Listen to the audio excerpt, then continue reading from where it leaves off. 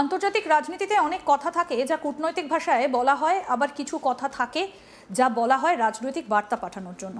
কিন্তু এমনও কিছু মুহূর্ত আসে যখন কোনো রাষ্ট্রনেতার মুখের একটা মন্তব্য শুধু শিরোনাম তৈরি করে না, বরং তার আড়ালে লুকিয়ে থাকা বৃহত্তর ভূ রাজনৈতিক সমীকরণকেও সামনে নিয়ে আসে। ফ্রান্সের G7 সম্মেলনের মঞ্চে আমেরিকান প্রেসিডেন্ট ডোনাল্ড ট্রাম্পের মুখে নরেন্দ্র মোদীকে নিয়ে যে ভাষা শোনা গেল, তার ঠিক সেই ধরনের একটা ঘটনা। ট্রাম্প বললেন, মোদীকে দেখতে দেবদূতের মতো, কিন্তু তিনি আসলে কিলার বা ঘাতক ধরনের কঠিন আলোচক। পাশাপাশি তিনি এমনও ইঙ্গিত দিলেন যে ভারত আক্রান্ত হলে আমেরিকা ভারতের পাশে দাঁড়াবে, তবে মোদীকে নেতৃত্বে থাকতে হবে। কথাগুলো শুনতে অনেকের কাছে প্রশংসা মনে হতে পারে, কেউ এটাকে দুই নেতার ব্যক্তিগত রসায়নের বহিঃপ্রকাশ বলবেন, কিন্তু আন্তর্জাতিক রাজনীতিতে শব্দেরও কূটনৈতিক ওজন থাকে। আর সেই কারণেই ট্রাম্পের এই মন্তব্যকে শুধুমাত্র বন্ধুত্বপূর্ণ ঠাট্টা বলে উড়িয়ে দেওয়া যায় না।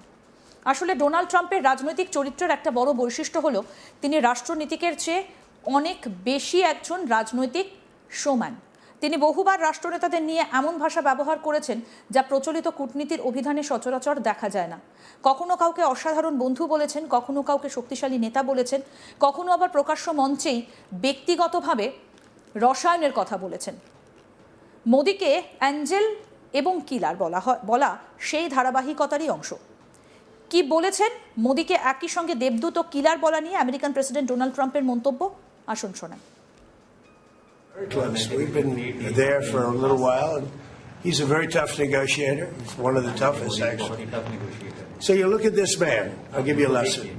He's the most beautiful-looking man. He looks so nice. He's like an angel. But actually, he's as tough as he's a killer. I don't want to. He's a killer. He's as tough as they come. But he looks so good. So he gets you by surprise. But there's few people like this. People say he's such a nice man. I said no, he's very tough. He's a tough trader, and he loves the Indian people, but he also loves the USA. We had Howdy Modi in Houston, remember? And the stadium was full. Right, remember? He did not say Trump in That was great. And we'll be going to India sometime in the future. President Trump, when will you go to India, and how do you see Quad as well? This is a grouping that was started under your first term, and this is a grouping that all the four countries are looking forward to. Well, we had a great visit last time in India. We opened up that new stadium, and I think there were 400,000 people. It seated like about 150,000, and there were 250,000 outside, and there were 100,000 on the grass. I don't know if that record's ever been broken, but I had a great time in India. এই বৈঠকটা বিশেষ তাৎপর্য পেয়েছে কারণ এটা এমন এক সময় অনুষ্ঠিত হয় যখন নয়াদিল্লি এবং ওয়াশিংটন পারস্পরিক সম্পর্ক পুনরুদ্ধারের চেষ্টা করছে। শুল্ক সংক্রান্ত বিরোধ, ভারত পাকিস্তান সংঘাতে মধ্যস্থতার বিষয়ে ট্রাম্পের দাবি নিয়ে মতবিরোধ, ভারতীয়দের ওপর আমেরিকার অভিবাসন নীতির কড়াকড়ি এবং ওমানের কাছে বাণিজ্যিক জাহাজকে ঘিরে আমেরিকার সামরিক হামলায় 3 জন ভারতীয় নাবিকের মৃত্যুর মতো ঘটনাগুলোর কারণে দুই দেশের সম্পর্কে টানাপোড়েন তৈরি হয়েছিল। আলোচনার সময় সাংবাদিকদের উদ্দেশ্যে ট্রাম্প জানান, প্রধানমন্ত্রী মোদীর সঙ্গে তার বৈঠক খুব ভালো হয়েছে এবং দুই দেশের সম্পর্ক কতটা ঘনিষ্ঠ তা তিনি জোর দিয়ে তুলে ধরেন। তিনি বলেন, ভারত এবং আমেরিকার মধ্যে দারুণ সম্পর্ক, এর চেয়ে ঘনিষ্ঠ হওয়া সম্ভব নয়। তিনি এবং আমি এবং আমাদের দুই দেশ, আসলে সবকিছু শুরু হয় আমাদের দুজনকে দিয়েই, আমরা এর চেয়ে বেশি ঘনিষ্ঠ হতে পারি না। ট্রাম্পের এই মন্তব্য আসে 2025 সালের 7ই মে ভারতের অপারেশন সিন্দুর শুরু হবার পর, যা 22শে এপ্রিল পেহেলগাম সন্ত্রাসী হামলার জবাবে নেওয়া হয়। ওই হামলায় 26 জন প্রাণ হারিয়েছিলেন।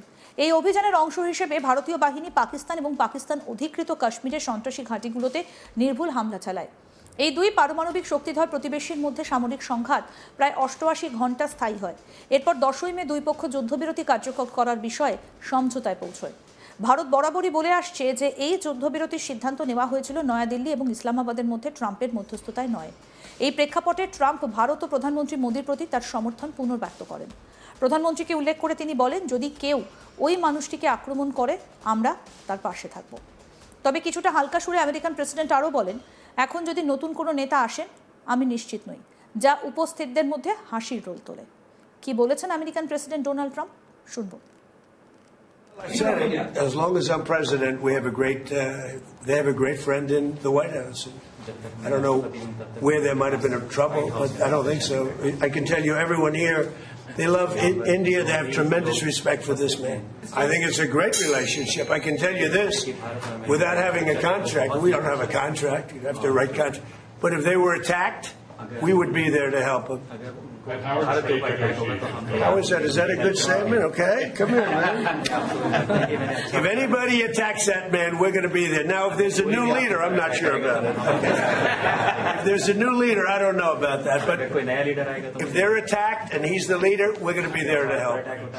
And we have, and I will say this, and everybody says it. I had a great meeting 3 weeks ago with President Xi of China.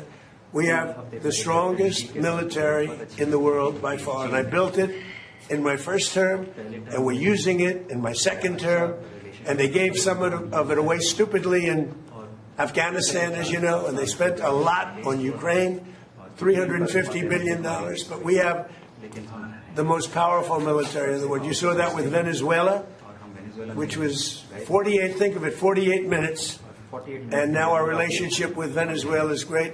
We've paid for the cost of the war 40 times, taking millions of barrels out.